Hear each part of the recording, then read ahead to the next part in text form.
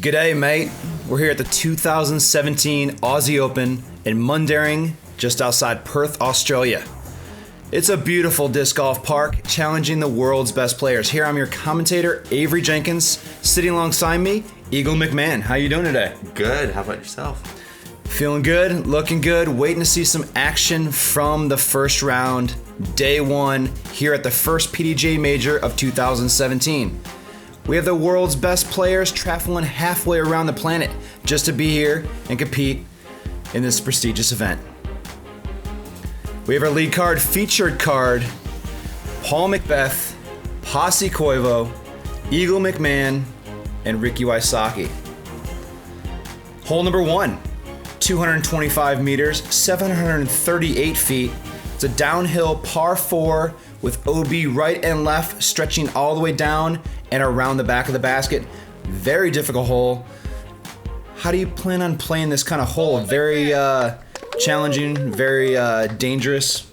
Well, in practice, we were getting all sorts of different kinds of wind, so I kind of practice all scenarios.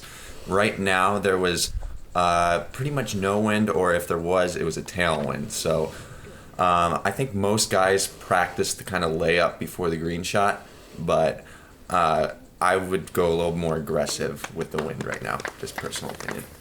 Looks like Paul took it a little low to keep it out of the effects of the wind, keep it in the middle of the fairway and avoid any kind of crazy skip that could carry it out of bounds. Next up, Pasi Koivu from Finland. Looks like he has a second run FD in his hand. Good disc choice for this hole, nice and straight with a little bit of fade. So playing it wide right, really trying to play that skip. If they're low and they have some good speed, I've seen them skip close to 100 feet. Just with good angle and kind of blade skipping left, and just the way that hill carries, it really kind of collects those discs and carries them out of bounds left. Here you are yourself, a little warm up. Feeling the nerves? Feeling the pressure a little bit? Yeah, this is my first tournament shot of 2017, so I was feeling the nerves a little bit. As you see, I take a PD2 off the tee, and I go big. Skip around that grass tree right there. Crush shot, but just OB. But overall, I was happy because I was way down the fairway. And sometimes that's the play. You know, if you know where the out of bounds is, that you can still carry a shot down there. If you get far enough down there, you still get all that distance, even though you get that OB penalty long. Rick, getting that big fan skip and kind of doing what a lot of players do. If you don't get that disc flat and land in the fairway, it has a big tendency to skip left out of bounds. I don't want to say world champions feel nerves, but I felt like he might have felt a little jitters right there. Didn't fully commit to a shot. Seems to be. Here's Pasi Koivu sawing off a sidearm early to the right. Rick, third shot, and puts it on the green. That was a little difficult little shot, a little touchy shot. Like I said, the green is surrounded by OB and the back side, and those discs better be landing flat or that happens. Was that in bounds at that point? It looks real close. It just slid out. And fun fact, that shot, I think since it was so hot, coming in, I think he caught like a rock or a branch. It actually split his disc. So that was the last of that rock. I don't know if you saw the picture on Instagram, but that disc is like torn in half now. Now they talk about pretty much anything in Australia can kill you. It is rough, it is rugged, and obviously it's tearing apart some discs out here. Paul would be -1 if he was playing 21 right there. Man, first hole, feeling some frustrations, and it's hot out. I'm probably going to mention it 6 more times, but it's really extremely hot out right now. 40 Celsius, 104 Fahrenheit. That's a roaster. Oh my gosh, like my putter I putt with, when I'm usually anywhere, it's hard as a brick. It felt like I was putting with some sort of gummy pro plastic that day. I mean, just something that I'm not used to, and it took a little bit to kind of acclimate to, but once the round was going through, I started to feel confident with it. Here's the boys cleaning up their putts through one. Paul ended up taking a 5. To start, everybody else saved their 4s, even with their out of bounds, and Ricky's out of bounds. You did come away with a par.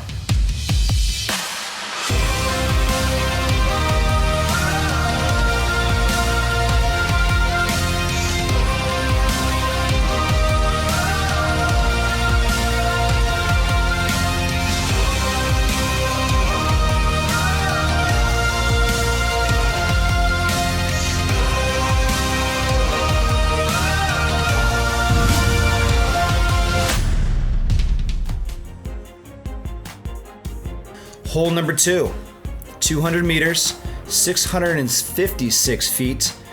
Now, the fairway is kind of long and stretches and it gets across that creek and then starts creeping uphill, pin tucked really tight to the right side.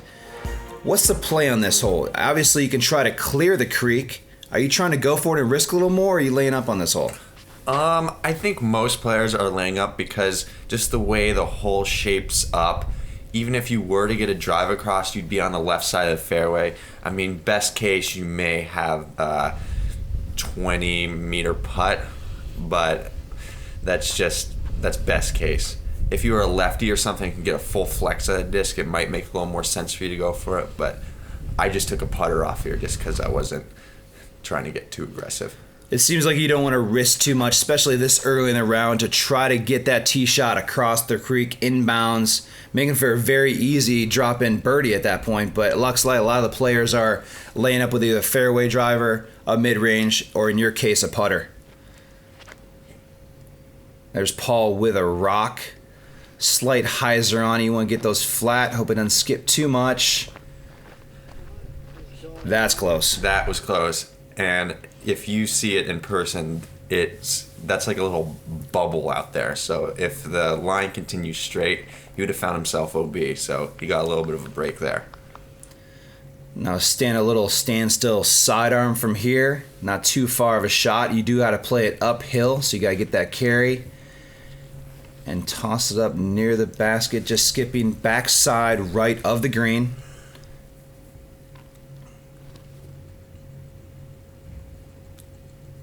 Forehand's a shot of choice, obviously.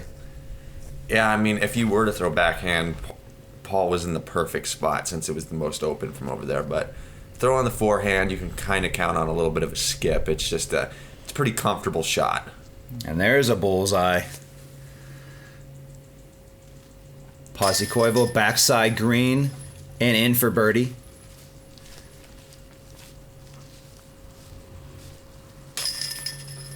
As the players clean up here, you can see that red ring around the basket. That's the bullseye ring. Players that land there on their first shot on a par 3 or second shot par 4 do get that bullseye hit.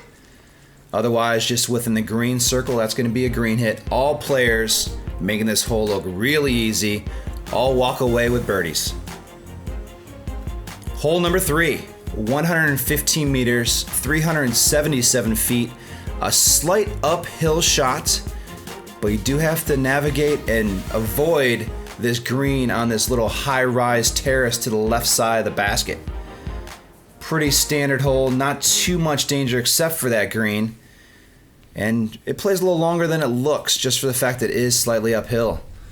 This is a really interesting play right here. It didn't look like he got it over whatsoever, but I think he's safe.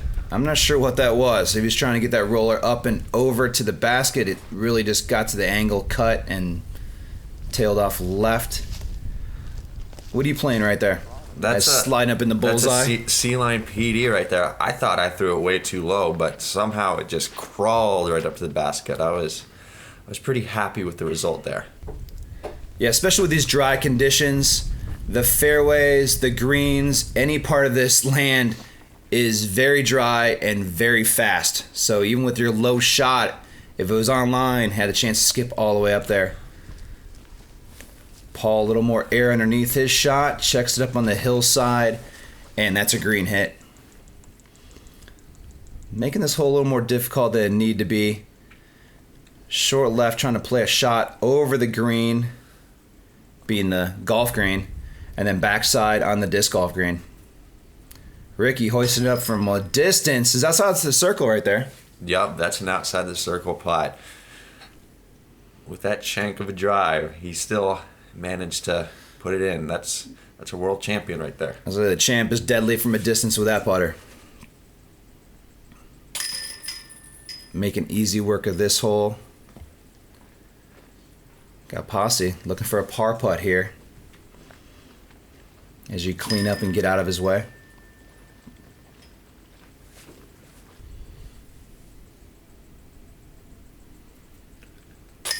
No problem.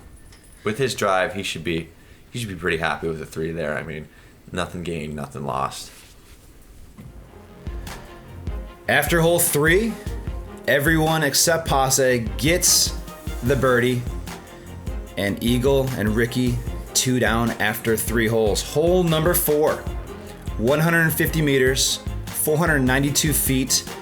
Now the tee pad's in the woods. You throw through the gap, out of the woods, into an opening, back into the woods, trying to get down this wooded fairway and this corridor. Not a very long hole. For a par 4, it's really about just the tightness of the fairway and the obstacles you got to miss on the way to the basket. Now you're going forehand shot. Interesting play. You see a lot of backhands, but you're trying to go forehand, trying to carve it in there a little bit, huh? Yeah, that's a kind of a beat up PD too. I know if I turn it a little bit, I can hit either the right or left gap, and the goal is to, when it gets in there, it's flattening out and fading. In practice, I had a few shots that I was able to get up there for some long looks at it too. So it's a risk-reward shot, but it's not too hard to execute. So might as well go for it. But this is the standard play, taking a fairway or some sort of mid-range, just playing it right in the 2 gaps.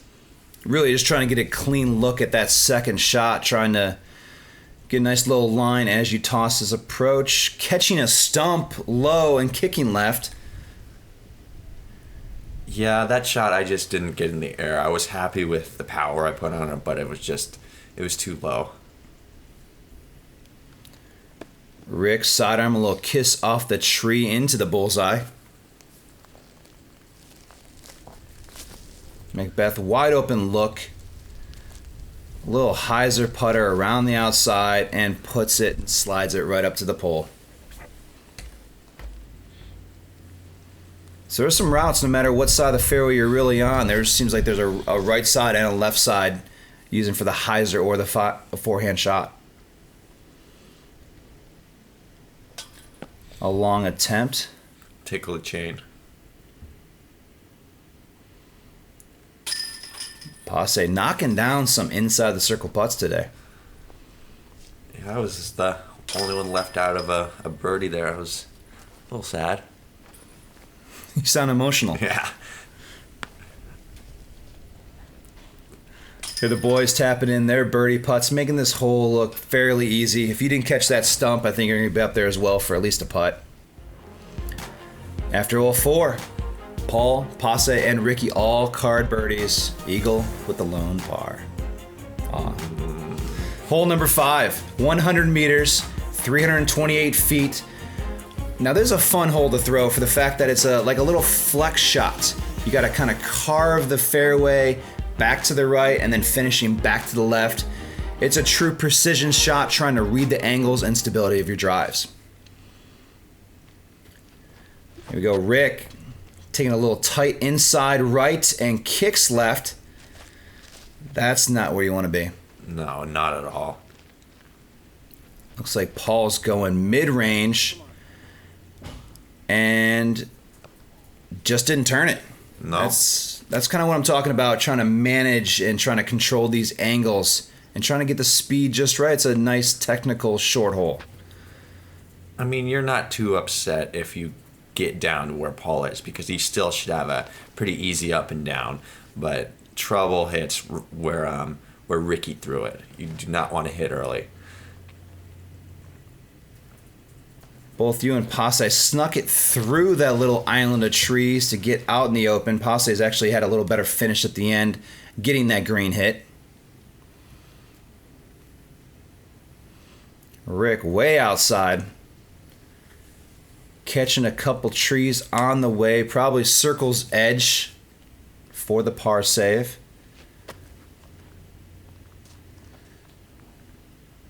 Feature card struggling on this hole a little bit. Now there's your spot right here, right? I like to think so. I mean, just early in the round, putter's feeling gummy. I didn't start off putting, so it was kind of weird getting that putter in the hand, but... Nice putt, Rick. Nice putt. Yep, it's just a par save. He's a little upset with it, but he'll take the 3 and move on. Could be worse, Rick. You could have got a bogey.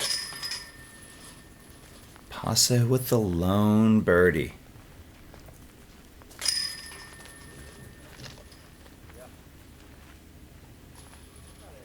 as you boys clean up on hole number 5.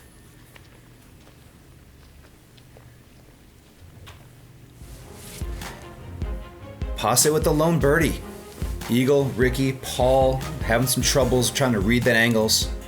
Moving on to hole number 6.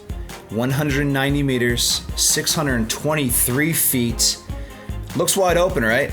There's a huge bunker area or OB area around that green. Not just the size of the green, but they actually took those OB lines a lot farther out. So this first tee shot, you're trying to carry a pretty good distance. I'm going to say upwards of 450, 475 to clear it, just to get a nice look and a nice line at the basket tucked into the tunnel of the woods. Slight uphill. Well, you see what Pasi just did. This is the play for most players, because if you want to punch it over the green, you got to have some massive power. I think most of these guys can do it, but they're just playing the conservative shots since it's early in the round.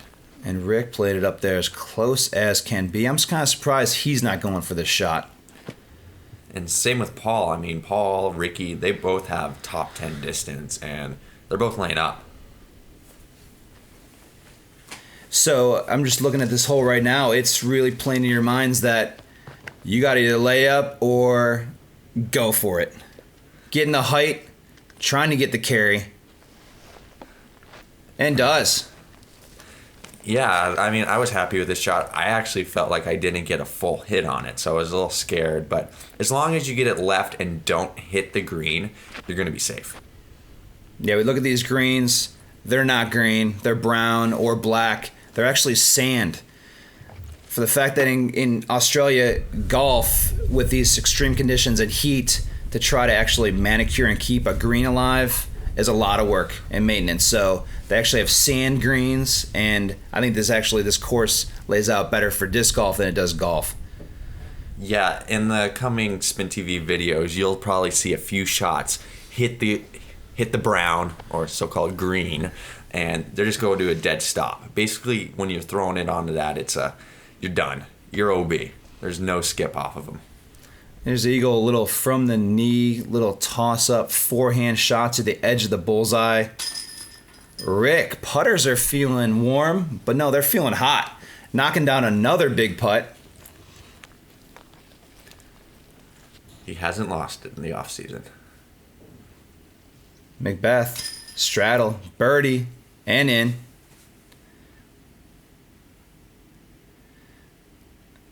Beautiful putts.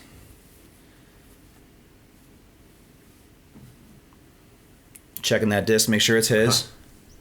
He's probably afraid that it was sliced in half like the first one.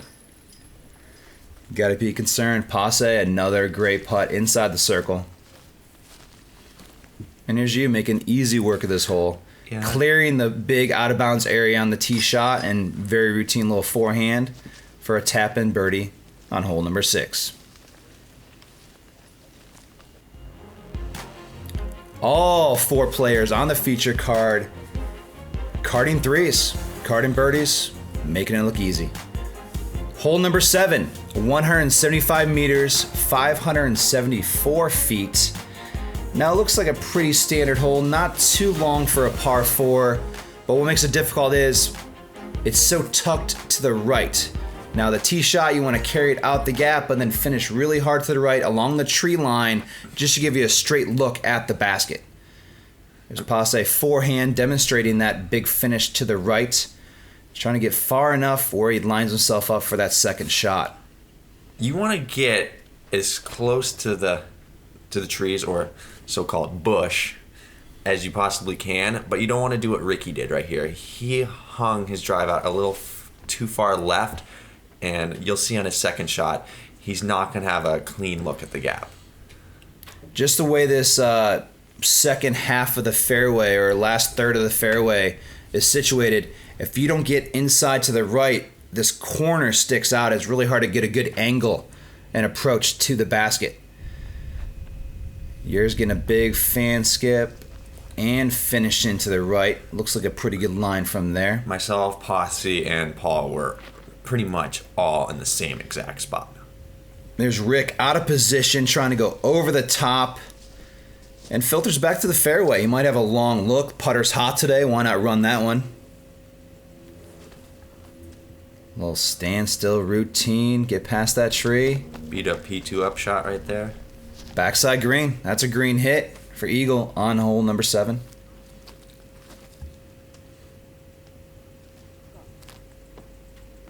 Little skip.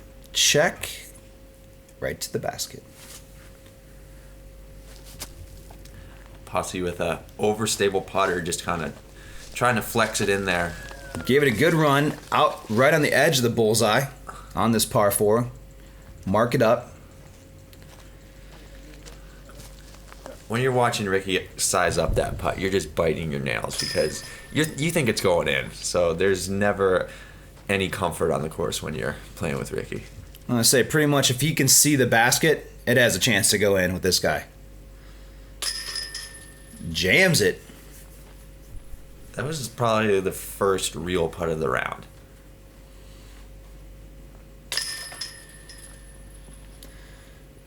Ricky a little frustrated. Just that tee shot. If you're out of position far to the left, you just don't have that line to get to the green. Aussie has been making this round look pretty easy. Just kind of strolling through, knocking down birdies along the way. Pasi, Paul, and Eagle carding threes on hole number 7. Hole number 8, 90 meters, 295 feet. I believe it's the shortest hole we play. First tee shot, you have the option to go right side through the woods on a very tricky kind of fairway, or you can throw your tee shot out over the OB the entire way, so this whole field you see to the left is all out of bounds. Taking that forehand shot, leaving it wide, and trying to play it back with a skip. And too wide, not enough skip, stays out of bounds. What Pasi did, he threw an overstable driver there. And ideally you want to throw something kind of on the flippier, glidier side on a knife hyzer, because you'll get the glide, you get the skip. As for something overstable, it's just going to hang out there and get sort of a jump, not a flare. Now, this is one of those holes you just can't take for granted. It's a short hole, but there's a lot of trouble with it. But in essence, if you don't get it on the green and it does hang out of bounds the entire way, you take the shot, you move up to the drop zone, and you throw from there. The worst you can do really on this hole is a 4. Like Pasi's going to demonstrate right here, you do get the par chance, but typically it's going to be a 4 from that distance. Rick, oh, that one sticks and stays left side off the top of the rim and back in the basket. I think hit like a rocket. Paul backside green. No doubt about it. If you have a good sidearm this hole, you're almost counting it when you're stepping up to the tee. I say I love the way these bright yellow disc golf park baskets really kind of glow in the woods right here. A lot of brown, a lot of green, and these things really stand out from a distance. Got the Innova flag waving, one of our proud partners and contributors to the Disc Golf World Tour throughout 2016 and in through 2017. Glad to have them aboard. Pasi with a rare miss. Pasi taking the double bogey 5, while Paul, Eagle, and Ricky steal 3 strokes from him.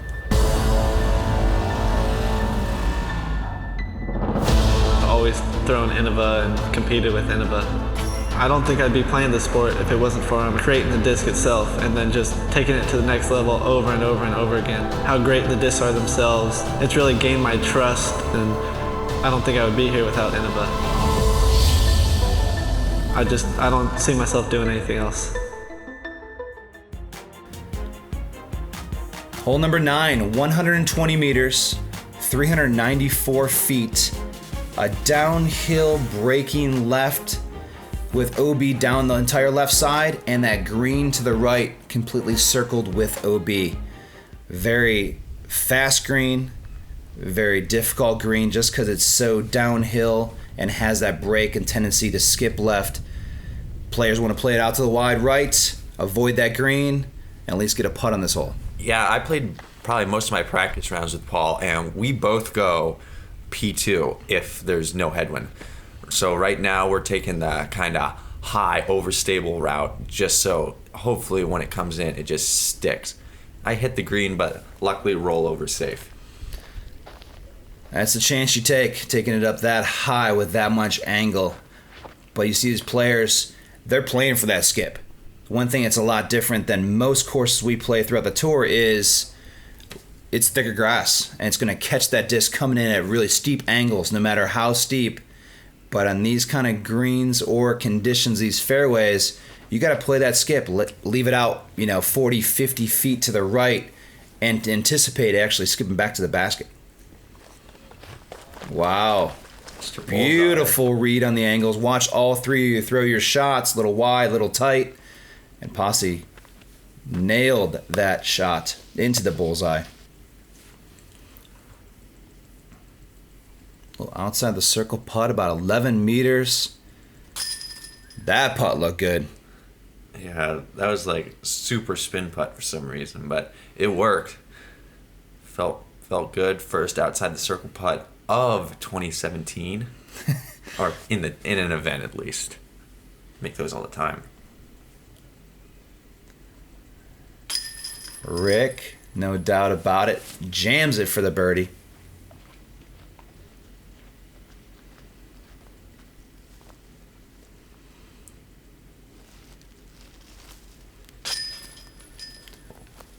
No problem for ball. Backside down the hill. Little comebacker for par.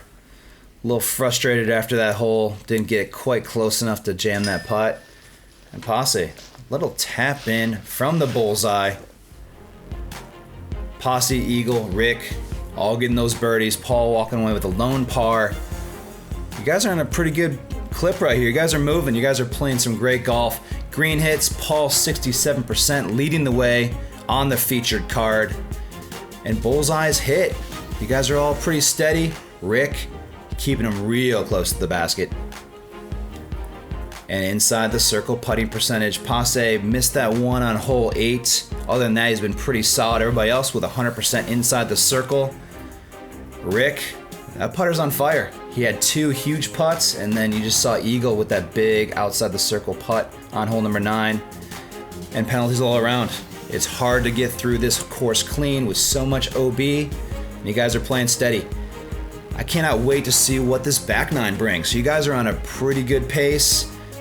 You and Rick are both at 6 under after 9 holes. And it's a featured card. Yeah, I mean, everyone's shredding right now. I mean, it's hot out and there's some good competition. So we're all just kind of feeding off each other, and excited to see what happens next. Come join us on the back 9 here at the 2017 Aussie Open.